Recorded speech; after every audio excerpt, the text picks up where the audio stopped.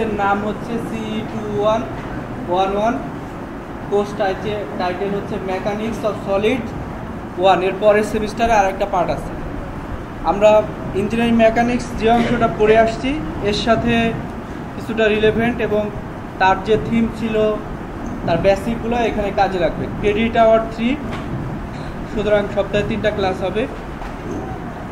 Alternatively 2জন course teacher থাকবে, আমি একটা ক্লাস নিব অথবা কোনো সপ্তাহে আমি 2টা ক্লাস নিব। এখন কোর্স কন্টেন্টের মধ্যে fundamental concept of stress and strain আমি একটা করে বলবো আর অল্প কিছু কথাবার্তা বলবো যেগুলো পরবর্তীতে আমাদের কাজে দেবে। স্ট্রেস অ্যান্ড স্ট্রেন এই দুইটা নিয়ে একটা চ্যাপ্টার থাকবে, স্ট্রেস অ্যান্ড স্ট্রেন। স্ট্রেস, ধরো তুমি তোমাকে কোনো কারণে হার্ট করলে, আঘাত করলে, মনে হোক শারীরিক মানসিক যেভাবে আমরা ডিসকমফোর্ট ফিল করি কি না? হতে পারে গার্লফ্রেন্ড, বয়ফ্রেন্ড, যাই হোক, বাবা মা। তো ম্যাটেরিয়ালসের মধ্যে এরকম একটা ব্যাপার থাকে। ম্যাটেরিয়ালস, কনস্ট্রাকশন ম্যাটেরিয়ালস, আমরা এখানে কনস্ট্রাকশন ম্যাটেরিয়ালস বলবো। মেকানিক্যাল কিছু ইকুইপমেন্ট আছে যেরকম ফ্যান, এর মধ্যে স্ট্রেন ডেভেলপ করে, সেইগুলো আমাদের না জানলে চলবে। আমরা কনস্ট্রাকশনের সাথে রিলেভেন্ট সেই বিষয়গুলো নিয়ে আলোচনা করব।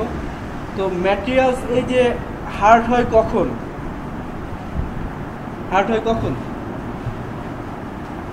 যখন তার উপর লোড আসে, এক্সট্রা কোনো প্রেশার ডেভেলপ করে, তখনই তার মধ্যে মানে অস্থিরতা, যেটা আমরা যদি আমার মানুষের সাথে বিবেচনা করি, এটা ডেভেলপ করে তখন যখন এর উপরে লোড আসে। তো এই লোড আসলে, লোড পার ইউনিট এরিয়া, যতটুকু লোড আসবে, ধরো এই বোর্ডের উপরে একটা লোড আসলো, ব্ল্যাকবোর্ড অথবা একটা ফ্লোরের একটা এরিয়ার উপরে লোড আসলো, যে পরিমাণ লোড আসলো ওই ক্রস সেকশনাল এরিয়া দ্বারা ভাগ করলে স্ট্রেস পাওয়া যায়। প্রথমটা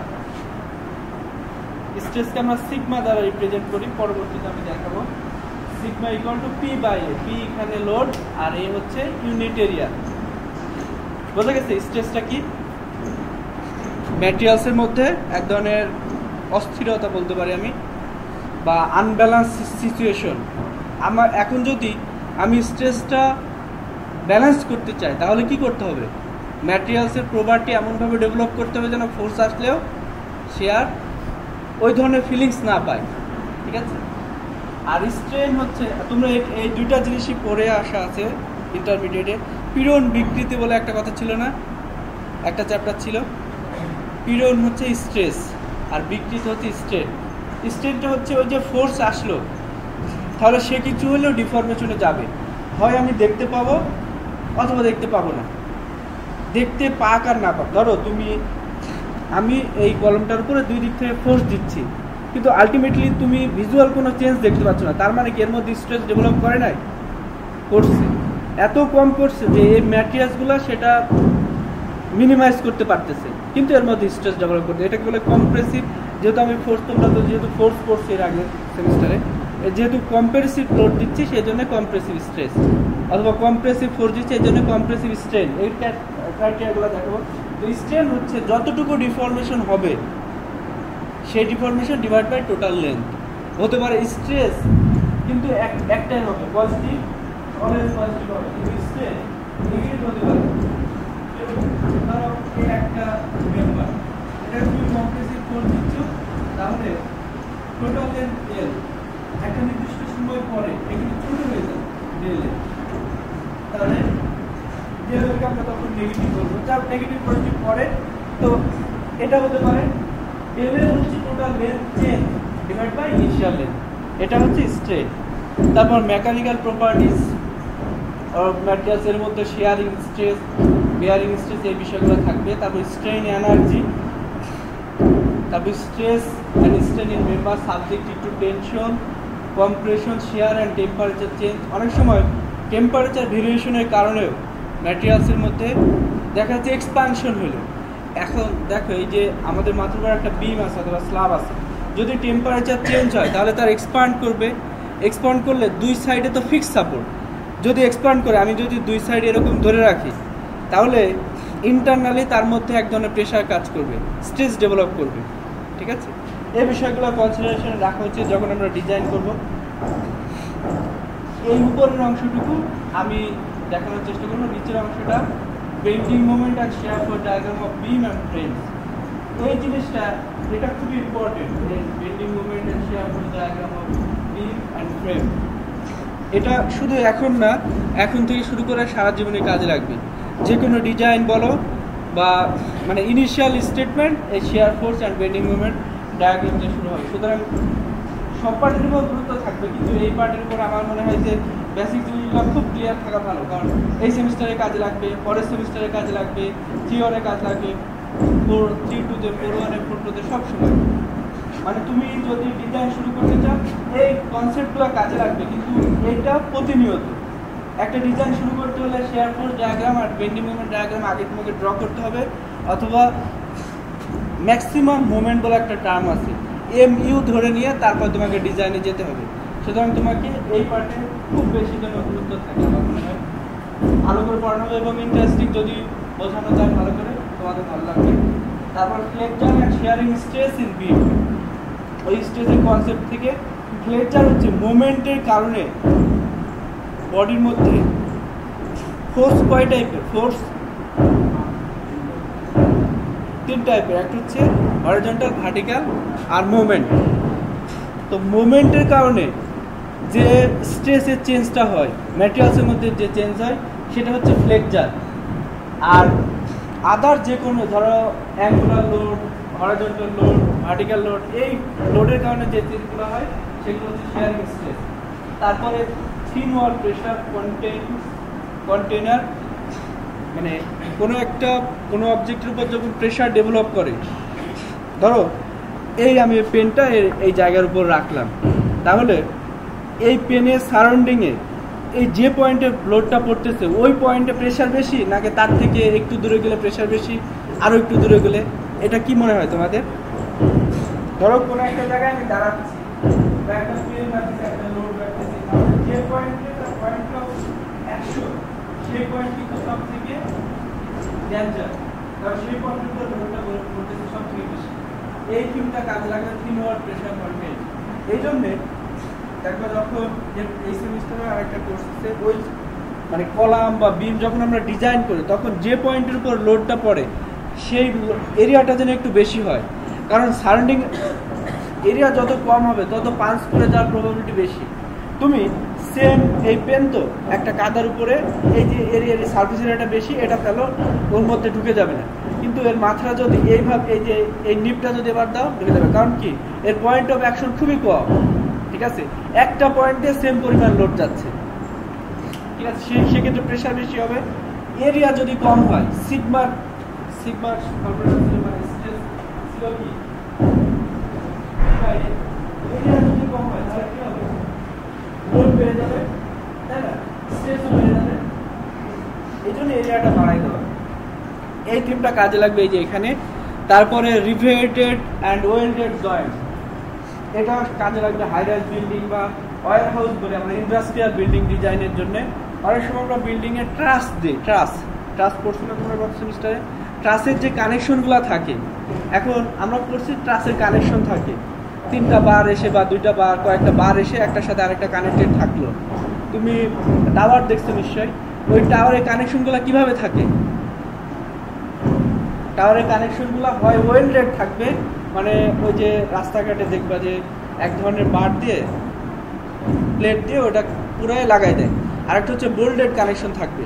এখন এই বোল্ডেড থিকনেসগুলা এটা এখানে শেষ থাকবে, ডিজাইন সহ সব কিছুই। এই থিকনেস যদি কম হয় তাহলে তো প্রেশার নিতে পারবে না, এই জিনিসগুলো এখানে ক্লিয়ার হবে। Riveted and welded Joints, or thickness কত হবে, বিভিন্ন ধরনের ফর্মুলা আছে, সেটা বের করা যাবে এখান থেকে, যে কি পরিমাণ লোড আসতেছে সেখান থেকে কয়টা বোল্ট হবে, তারপর কি পরিমাণ থিকনেসের ওয়েট দিব আমি, এই জয়েন্টের ব্যাপার সব এগুলো থাকবে। তো প্রথম থেকে এই যে লাল করা আছে এগুলো আমি পড়াবো, ফান্ডামেন্টাল কনসেপ্ট, স্ট্রেস স্ট্রেন, তারপর স্ট্রেন্থের মেকানিক্যাল প্রপার্টি, তারপরে রিভেটেড ওয়েল্ডেড জয়েন্ট, এটা যদি দরকার পড়ে, আর বাকি অংশটা অন্য টিচার পড়াবো।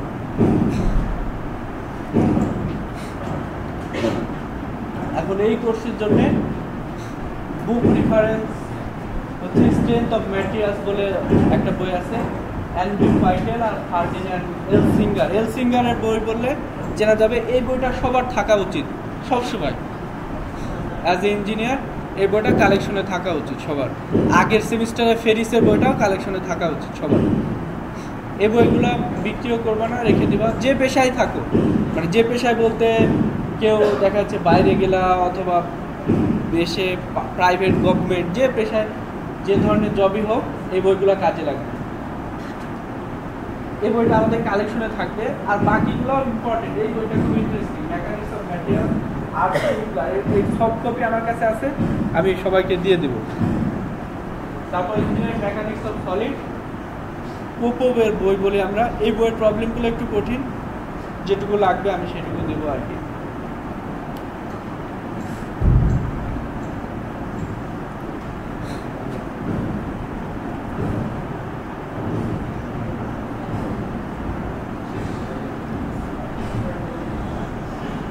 বলো, স্লাইড দিয়ে দিলে লিখতে পারবো। এখন দেখো, what is strength of materials. আমরা আমাদের কোর্সের নাম কি? Mechanics of solid. এটাকে আমরা স্ট্রেংথ অফ ম্যাটেরিয়ালসও বলি। স্ট্রেংথ অফ ম্যাটেরিয়ালস কি, আমরা একেবারে ইন্ট্রোডাক্টরি লেভেলে শুরু করতেছি। স্ট্রেংথ অফ ম্যাটেরিয়ালস হচ্ছে যে ইন্টারনাল ফোর্সের কারণে, যে কথাগুলো আমি আগে বললাম, যদি কোনো চেঞ্জ হয়, ম্যাটেরিয়ালসের মধ্যে কোনো চেঞ্জ হয়, ইন্টারনাল ফোর্স হোক এক্সটার্নাল ফোর্স হোক, এই চেঞ্জটা আমি কনসিডারেশনে নেওয়া। আর এটা যদি না নেই তাহলে আমি স্টেবল করতে পারবো না। আগের যে কোর্সটা ছিল মেকানিক্স, ইঞ্জিনিয়ারিং মেকানিক্স, এই যে ফোর্স কীটা, কয় টাইপের, কীভাবে কাজ করে, এই প্যাটার্নগুলো জানার জন্য এখন এর অ্যাপ্লিকেশন লেভেলে অল্প একটু হলেও আমরা এন্ট্রি করলাম স্ট্রেংথ অফ ম্যাটেরিয়ালস দিয়ে। ধরো স্ট্রেস এর জন্য এক ধরনের ডিজাইন থাকে, তো সেই ডিজাইনে ম্যাটেরিয়ালসের কি পরিমাণ ক্যারিং, ধরো তোমার ক্যারিং ক্যাপাসিটি 50 কেজি ধরে নিলাম। এখন তোমার উপরে যদি 45 কেজি দেওয়া হয় তাহলে কি হবে? একজন বেয়ার করতে পারবে, তাই না?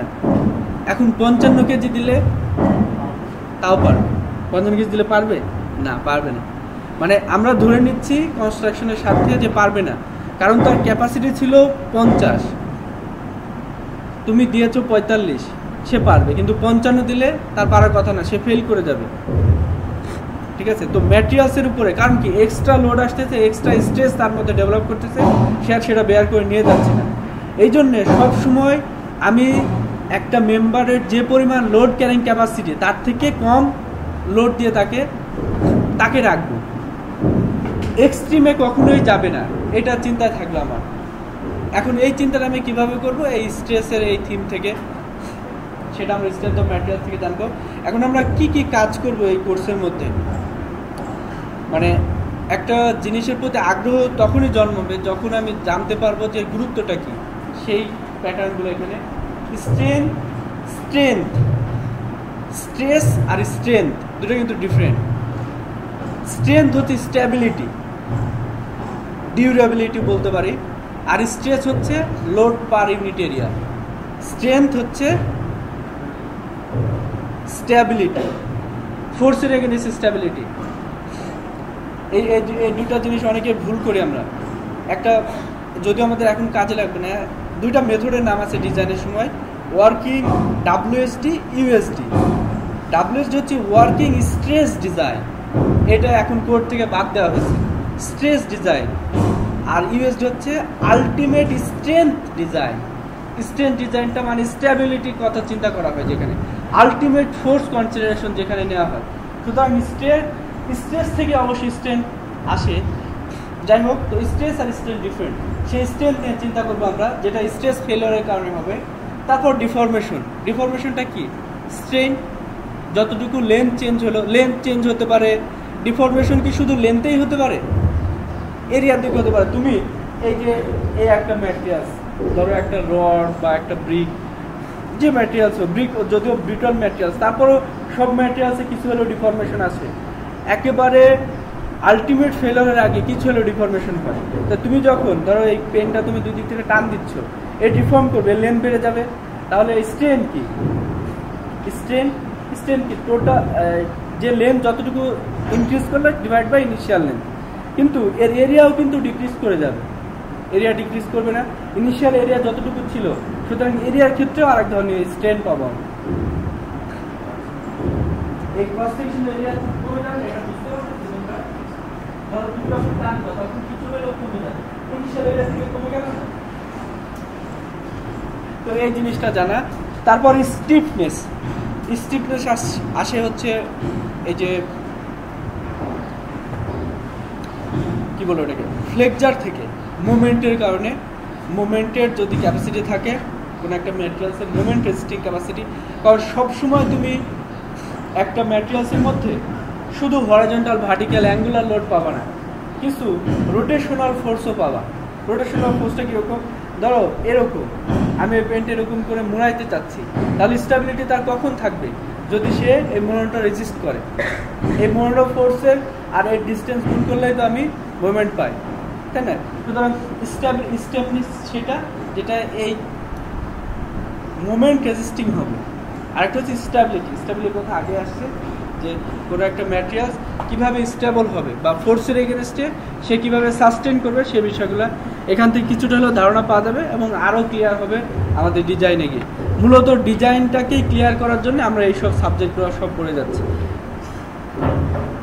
একেবারে বেসিক স্ট্রেস, আমরা তিনটা জিনিস বলবো এখানে। এই তিনটা জিনিস নিয়েই বেশ বড় বড় কয়েকটা চ্যাপ্টার আছে। তাহলে আমার পার্ট এই তিনটা জিনিসের মধ্যে সীমাবদ্ধ থাকবে। প্রথমটা হচ্ছে স্ট্রেস আমি আগে বলেছি, সেটা হচ্ছে ফোর্স পার ইউনিট এরিয়া। মানে ডিজাইনের কনসেপ্টটা খুবই সিম্পল, তুমি চিন্তা করে দেখো, ফোর্স বাড়ায় দিচ্ছ তাহলে স্ট্রেস বেড়ে যাবে। তাহলে তোমাকে ধরো যে মেম্বার তার স্টেবিলিটি মানে খুব অল্প কথায় বাড়াইতে হবে না কমাইতে হবে। ফোর্স বেড়ে গেলে আমার স্ট্রেস বেড়ে যাবে, স্টেবিলিটি বাড়াইতে হবে। এখন সবসময় তুমি ফোর্স সেম থাকবে, কারণ ধরো আমি বলে দিচ্ছি একটা ক্লাসরুম, আমার 60 জন স্টুডেন্ট যাওয়া আসা করবে, অনেক সময় পরীক্ষা হবে, 120 জন আমি হাইয়েস্ট মানুষ দিচ্ছি, আরও ম্যাটেরিয়াল সব কিছু। এটা কিন্তু আমার ডিমান্ড। এবং সাথে সাথে এখন তুমি চিন্তা করতেছো যে এরিয়াটাও আমি ফিক্সড রাখতে চাচ্ছি, এই এরিয়ার মধ্যে আমাকে বসার ব্যবস্থা করতে হবে। সেই ক্ষেত্রে দুইটা জিনিস যদি কনস্ট্যান্ট থাকে তাহলে স্ট্রেসের একটা ভ্যালু পাবো। এখন স্ট্রেসের ভ্যালু পাওয়ার পর যদি তাকে আমি স্টেবল করতে চাই তাহলে কি করতে হবে, আমাকে করতে হবে হচ্ছে ম্যাটেরিয়ালের মধ্যে স্টেবিলিটি বা স্ট্রেংথ বাড়াইতে হবে। এখন দেখো আরেকটা জিনিস হতে পারে, ধরো ফোর্স সেম কিন্তু এরিয়ার কোনো লিমিটেশন তোমার কাছে নাই, সেই ক্ষেত্রে কি এরিয়া তুমি বাড়াই দাও, স্ট্রেস কমে যাবে। ম্যাটেরিয়ালসের প্রপার্টি কম হলে স্টেবিলিটি বাড়বে। ঠিক আছে, এই দুইটা মানে চিন্তা করার বিষয়গুলো, এগুলো ডিজাইন কনসেপ্টে কাজে দিব অনেক। ঠিক আছে, ডিজাইনে সব কিছুই চিন্তা করার বিষয়, যে যত বেশি সূক্ষ্ম চিন্তা করতে পারবে তার ডিজাইনটা তত সুন্দর হবে। এবং ওইখানে মানে আলটিমেট ডিজাইনগুলো কোনো কিছু নয়, সব মোটামুটি একেবারে ট্র্যাকে উঠলে সবগুলোই কারেক্ট। এক্সামের জন্য সবগুলোই মোটামুটি কারেক্ট যদি ট্র্যাকে উঠতে পারো, কিন্তু যে যত এই জিনিসগুলো চিন্তা করতে হবে তার ডিজাইনটা তত বেশি। তো এই বিষয়গুলো, যেখানে পি হচ্ছে এক্সটার্নাল ফোর্স অথবা আমরা লোড বলতেছি, আর এ হচ্ছে ক্রস সেকশনাল এরিয়া বললে কিন্তু আমি ধরো এই পেনের উপর আমি ফোর্স দিচ্ছি এদিক থেকে, তাহলে ক্রস সেকশনাল এরিয়া হবে, সার্কুলার এরিয়াটা আমি কনসিডার করব। ঠিক আছে, এটা হচ্ছে স্ট্রেস। আর স্ট্রেন আমি আগে বলেছি যে ডিফরমেশন বা length change divide by initial length, length change divide by initial length.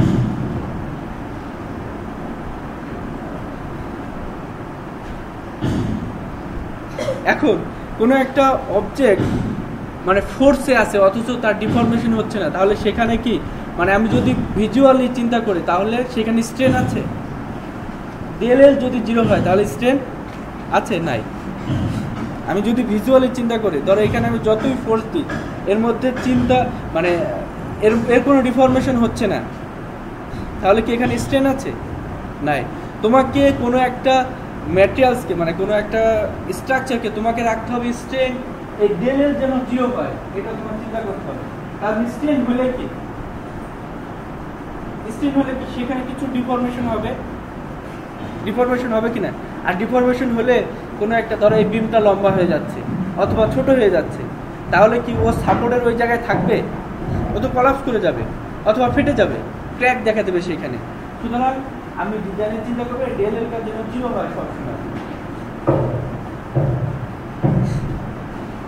ধরো স্ট্রাকচারাল ফেলিওরের অন্যতম প্রধান কারণ হচ্ছে এই স্ট্রেন ডেভেলপ করা। কোনো একটা ধরো এই বিল্ডিং, কোনো না বিল্ডিংয়ের কথা বাদ দিই, ধরো চেয়ারের 4টা পায় আছে,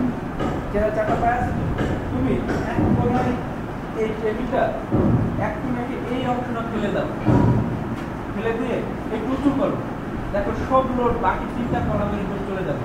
আরেকটু উঁচু করলে একটা পায়ের উপর চলে যাবে। তখন তুমি তো ডিজাইন করছো প্রত্যেকে ইন্ডিভিজুয়াল চিন্তা করছো না যে সবাই সমানভাবে লোড দিবে, তাহলে স্টেবল থাকবে। যখন একটার উপর যাবে সে কি ফেল করবে, মানে সে কি স্টেবল থাকবে? অবশ্যই না। এই জন্যে স্ট্রাকচারাল ফেলিওর ম্যাক্সিমাম কারণ হচ্ছে এক্সট্রা স্ট্রেন ডেভেলপ করা। কোনো একটা সমানভাবে যদি সবগুলা কলাপ মানে একটু ক্র্যাক দেখা দিলে কোনো অসুবিধা নেই। কোনো একটা স্ট্রাকচার ধরো কোনো একটা বিল্ডিং যদি সমানভাবে 1 ফিট 2 ফিট 3 ফিট যদি দেবে যায় কোনো অসুবিধা নেই, কিন্তু আনডিউলেশন অবস্থায় যদি কোনো একটা চেঞ্জ হয় তাহলে সেখানে ফেল করবে। এই যে আজকে সাভারটা যদি ডে অবশ্য এর অন্যতম প্রধান কারণ হচ্ছে একটা কলাম এখানে ফেল করছে, খুবই উইক ছিল। যেখানে একটা কলাম সাইজ হাইরাইজ বিল্ডিংয়ের জন্য মিনিমাম 10 ইঞ্চি 12 ইঞ্চি হওয়া উচিত, ওইখানে ছিল 10 ইঞ্চি 8 ইঞ্চি একটা কলাম। আমার এক্সাক্ট ভ্যালুটা মনে নেই। যদি কোনো একটা স্ট্রাকচারের একটা অংশ ড্যামেজ হয় তাহলে কয়েক গুণ লোড বেড়ে যায়। কিভাবে লোড বেড়ে যাবে? এই যেভাবে দেখাইলাম, একটা যখন ফেল করে যাবে তার লোডটা অন্যটার মধ্যে চলে যাবে। আরেকটা হচ্ছে যখন কোনো একটা জিনিস ধরো এই পেনটা এইভাবে স্টেবল রাখতেছো, এভাবে স্টেবল রাখো, তুমি এখানে ফোর্স দাও, কিন্তু এখানে ফোর্স দিতে পারবে, কিন্তু যখনই এরকম হয়ে যাবে তখন এখানে ফোর্স দিলে এ আরও বেশি তাড়াতাড়ি ক্র্যাক করে যাবে, ফোর্স নেওয়ার ক্যাপাসিটি তত বেশি কমে যাবে। এই জন্যে কোনো একটা স্ট্রাকচার যখন আনডিউলেশনে চলে যায়, অল্প একটু ফোর্স আসলে এর মধ্যে হিউজ পরিমাণ স্ট্রেস ডেভেলপ করে, এই কারণে ফেল করে যায় খুব দ্রুত। যাই হোক, সে বিষয়গুলো আমরা পরে চিন্তা করবো ইনশাল্লাহ। এখন স্ট্রেনগুলো কী টাইপের হতে পারে, স্ট্রেস অথবা স্ট্রেন, যে কয় টাইপের লোড আছে এই কয়টা আমরা জানি। একটা হচ্ছে টেনসাইল লোড আছে বা টেনসাইল ফোর্স আছে। তাহলে টেনসাইল স্ট্রেস, টেনসাইল ফোর্সটা কি? একটা ফোর্স আরেকটার অপোজিশনে থাকবে। আর কম্প্রেসিভ ফোর্সটা কি? একটা ফোর্স একটা আরেকটার মানে সেম ডিরেকশনে থাকবে, এরকম। এটা হচ্ছে টেনসাইল আর এটা কম্প্রেসিভ। তাহলে এই দুটো আমরা জানি। শিয়ারটা কি? শেয়ার হচ্ছে সব সময় তুমি একটা হরিজন্টাল লোড অথবা ভার্টিক্যাল লোড এরকম পাবে না। কখনো যদি অ্যাঙ্গুলার ডিরেকশনে ফোর্স আসে, মোট কথা ধরো আমি এই পেনের উপর দিয়ে আমার হাতটা টেনে নিয়ে যাচ্ছি, আমার কিন্তু টেনে নিয়ে যেতে কষ্ট হচ্ছে কিনা? তাহলে সারফেসের সাথে একটা ফ্রিকশনাল ফোর্স অথবা আমরা স্লাইডিং ফোর্স বলি, সারফেসের সাথে এর অ্যাকশনটা কীরকম? অ্যাঙ্গুলার, এইভাবে যাচ্ছে। তো এই অ্যাঙ্গুলার ফোর্স যখন আসবে সেটাকে আমরা বলি শেয়ার। সেটা হতে পারে শেয়ার স্ট্রেস অথবা শেয়ার স্ট্রেন। আমরা দেখি শেয়ার স্ট্রেসটা কীরকম। একটা পার্ট দেখো, যদি এটা হচ্ছে তার একটা ইনিশিয়াল অবজেক্ট, এর উপরে পি ফোর্সটা এদিক থেকে আসতেছে, ঠিক আছে? এরকম যদি হয়, সাবজেক্টের পারপেন্ডিকুলার এরকম না এসে অ্যাঙ্গুলার কোনো ডিরেকশন থেকে অথবা এরকম যদি হয়, তাহলে এটার যে শেপ ছিল সেটা চেঞ্জ করবে। সেই শেপ চেঞ্জটা কিরকম? দেখো স্কেলটা, এদের ইনিশিয়াল লেন্থ হচ্ছে এল, আর পরের লেন্থ চেঞ্জ এখান থেকে এইটুকু, তাই না? এইটুকু সরে গেল না? দেখো এই পজিশনটা এখানে ছিল, এখান থেকে এইটুকু সরে গেল, অথবা এখান থেকে এইটুকু সরে গেল, যেটা কনসিডার করে সেটাই হবে। বিল্ডিং কিন্তু যখন উইন্ড ফোর্স আসে, প্রত্যেকটা বিল্ডিং যখন উইন্ড ফোর্স আসে, উইন্ড বা আর্থকুয়েক যে কোনো এক ডিরেকশনে এরকম একটু হলে সরে যায়, এটাকে যেটাকে আমরা বলি সুয়ে, এটা আমাদের এখন জানা কিছু না, সুয়ে বলে, SWAY, সুয়ে হয়। এখন যার স্টেবিলিটি এরকম যে সে সুয়ে হওয়ার পরও আগের অবস্থানে ফিরে আসবে, সেটা ক্র্যাক করে যাবে না বা ফেল করবে না। কিন্তু কেউ যদি এইরকম এরকম গিয়ে আর ফেরত আসতে না পারে, এই যে যাওয়াটা, তাহলে ইনিশিয়াল রেসপেক্টিভ চলে গেল, যেটা আমরা স্টেল বলি। আর যে পরিমাণ লোডের সাথে এরিয়া, যেটা এখানে যেহেতু লেন্থের কনসিডারেশন, সেই জন্য এর স্ট্রেস। এখন যদি তার আগের পজিশন থেকে সরে না আসে, অনেক বিল্ডিং দেখবে এরকম অবস্থায় আছে, শিববাড়ির মোড়ে, রয়্যালের মোড়ে, রয়্যাল ক্যাসেল সালাম বিল্ডিংটা সম্ভবত একটু হলে হেলে আছে, খেয়াল করে দেখবে। কিন্তু যদি ডিজাইন কনসিডারেশনে হেলে থাকা অবস্থায়, কোনো কনসিডারেশন যদি নেওয়া থাকে তাহলে অসুবিধা নেই, ওই বিল্ডিংটার সম্বন্ধে এই ধরনের কনসিডারেশন নেওয়া আছে। আরেক হচ্ছে ওটা হেলে গেছে ঠিক আছে, কিন্তু ওটা সম্ভব হবে সব জায়গায়, এবং মনে হয় 6 ইঞ্চির কাছাকাছি ওটা মাটির নিচে চলে গেছে, এই জন্য অসুবিধা হয় না। তো শেয়ার স্ট্রেসটা কীরকম, যেরকম অ্যাঙ্গুলার ফোর্সের কারণে যদি তার শেপ চেঞ্জ হয় অথবা ডিফর্মেশন হয়, এটা হচ্ছে স্ট্রেস। আর যে পরিমাণ ফোর্স ডেভেলপ করবে ডিভাইড বাই এরিয়া দ্বারা ভাগ করলে আমি স্ট্রেস পাবো। শেয়ার স্ট্রেসকে, এমনি স্ট্রেসকে আমি সিগমা পাবো, আর শেয়ার স্ট্রেসকে টাউ পাবো। এই স্ট্রেস, স্ট্রেন আর শেয়ার স্ট্রেস, এই থিমগুলো কাজে লাগাই আমাদের এই সেমিস্টার শেষ হবে ইনশাআল্লাহ।